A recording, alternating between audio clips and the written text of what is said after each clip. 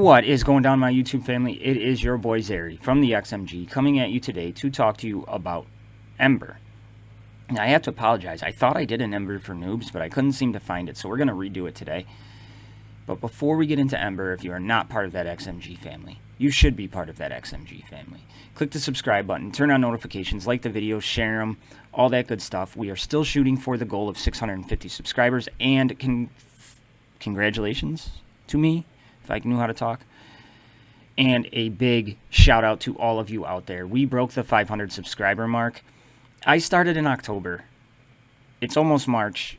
I thought I'd have like 30 subscribers at this point. So I am just completely overwhelmed and grateful to everybody out there. So don't forget about that giveaway. Link popping up over my face right now for it. So let's get into Ember for Noobs. Here we go. Okay, so looking at Ember, she is an Order Panda Fighter Mage and a Gladiator. She is unlocked through a Journey style event where we need elves to unlock her. So on my main account, I got her to 6 stars on the last event. Couldn't get her to 7, but I'll have them ready for the next time around. So let's take a look at Ember's stats here and see what we can learn from those. Ember does magical damage, and it comes in at a respectable 3,117 to start. Very good there. Her critical chance is on the lower side at 20.68%. Her health is at 21,100, which is on the lower side. Her physical armor is pretty good at 32.64%. Her magic armor is very good at 40.49%. Her shield is at 27,313. So that's pretty good, actually, for a mage. Her combined health and shield, we are looking at right around 48,400. So all in all, not too bad to start. Her speed is a very good 160. Potency is not too bad at 33%. And her tenacity is very good at 41%. So what did we learn? We learned that she has okay health and shield at 48,000 to start isn't ridiculous, so it's not too bad. We also learned that her physical damage or magical damage to start is really good at 3117. Tenacity is a big plus for her, already over 40%. Potency is not too bad, but it is sitting right around that 30% mark. So, and her speed is very good at a 160. So let's take a look at her moves and see if anything we just listed affects her move kit. Ember's first ability is called Fireball. It deals 250% of magic damage to an enemy. A burned target will receive 300% of magic damage instead.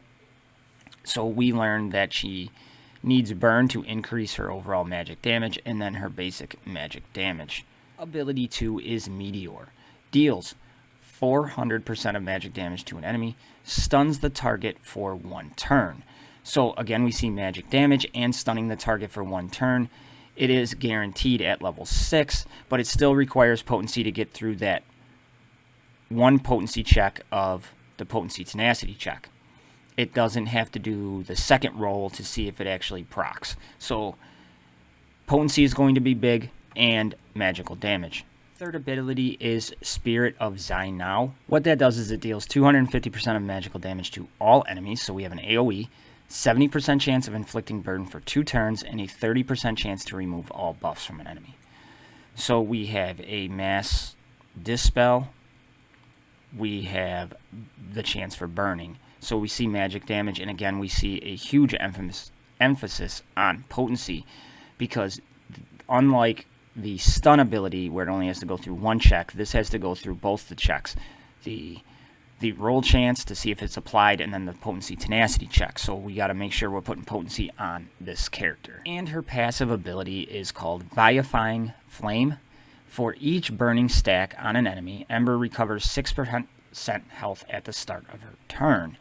So health is going to be the secondary stat we are going to be looking at for her survivability, because if she recovers 6% health, the more health we have on her, obviously she is going to heal more. And then for each burning stack, so we see the potency tie into her passive ability. If those burns don't stick, we're kind of SOL with recovering health. So what we learn, guys, from Ember's move kit, we learn that we need magic damage, of course. Everything's based off her magic damage. We also learned that we need potency. We need a lot of potency because she has 2 abilities that require the potency tenacity check. Her second ability, Meteor, and her Vivifying Flame to get the burns to stick. But then it also ties into her passive ability to get the heal % off the burn stacks. So if you're running her with an all Panda team, she really needs to apply that burn. So how are we going to rune this character? You could go speed for sure. You could put a 4 speed set on with a critical chance set. You could go damage with a critical chance. You could go damage with potency. You could go speed with potency. You know, you can put health on there because she does recover her health. But the way I'm going to rune her is I am going to go with a damage potency set to increase the potency and increase the damage. And then what I'm going to be looking for in secondary stats is health is the #1 survivability. But then we're also going to be looking for speed, obviously, critical chance, more potency, more damage. So I'm going to rune her, and I'll be right back. Alright, we are back with a full rune amulet. We went with the damage potency set, and again, like I stated before, we're looking for speed, health, potency, critical chance, and more damage in the secondaries. So let's see what I did. In the northern rune, obviously we have the damage primary, went with speed, armor, health, and potency. The northeastern rune, I went with the speed primary with shield, armor, potency, and damage. In the southeastern rune, I have damage, speed, shield, and damage. In the southern rune, I have damage with damage, shield, critical chance, and health. Now, you could easily put a critical chance rune here, giving her the extra 6% critical chance, but I just went for the overall damage, so that's what I went with there. In the southwestern rune, I chose the health primary over the shield so that she can recover more health for each burning stack. We have potency, damage, some tenacity, and some critical chance. And then in the northwestern rune, I put the potency primary with critical chance, damage, some tenacity, and some shield. So all in all, that's what we did with her runes. Let's see how it affected her stats.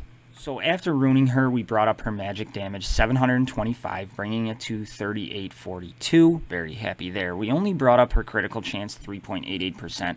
Would really like that to be more, but I'd rather focus on the overall damage with her and the potency that helps everything stick and proc. We brought up her health 804 to 21,904. We brought up her physical armor roughly 2%, and her magic armor 2.3% to 34.6 and 42.8, essentially. We brought up her shield 1,275, bringing it to 28,588. So we did get her over that 50,000 threshold, so that is good, but she is still your prototypical mage damage dealer. We brought up her speed 23, bringing it to 183, so that is very good. She is a lot faster. We brought up her potency 35.75%, bringing it to 68.75%. Really happy with what we did there. Got it over 50%. You know, it's really going to help and benefit in her move kit.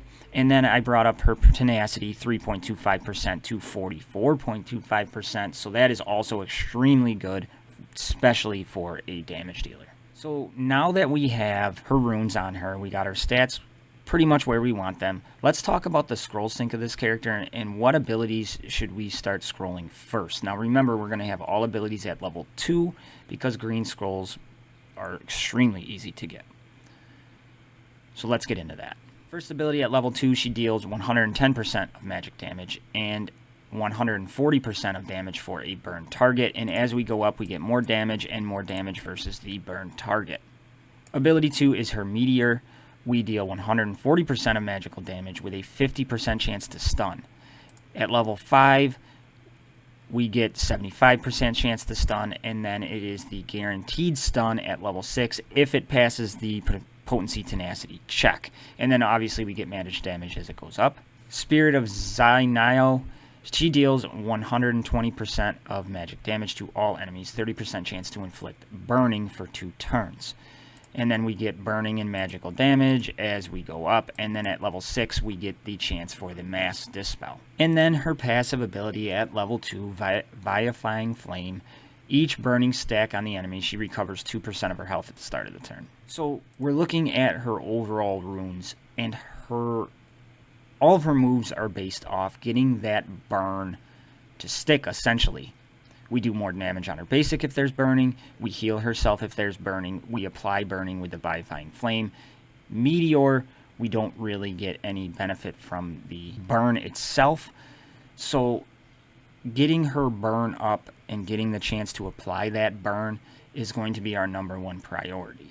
So let's take a look at the scroll sync of how I am doing Ember on my main account. So we talked about getting that burn to stick. So we're going to come right to Spirit of Zhu Niao, and we are going to take that up to level 5.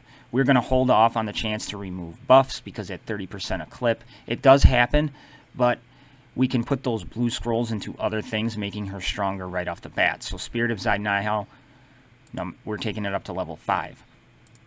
Then we are going to come to her Meteor because we really want that stun ability because it really helps out the survivability if you're running her in a Soleus team, if you're running her in all Pandas. So we're going to take that right up to level 6. Then we are going to come to her basic ability, and right now we are at 110 and 140. We are going to take that up to level 4 where we get 170 and 210. Then we are going to come back to Spirit of Zhu Niao, take that to level 6, go back to her basic and take that to level 6. Then we are going to come to her passive and take that to level 6. Leaving it right at level 2, we're still recovering 2% health at the start of the turn, so we are benefiting from that. And more she can heal herself is just a plus, so we can leave that till very last. So that is how I am going to scroll Ember. We're going to scroll her that way, like I talked about. We're getting the chance to apply that burn up as high as we can. Then we are getting the stun chance from the Meteor.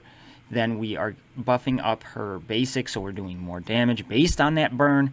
Then we're getting the chance to remove all the buffs on the opposite team at 30%.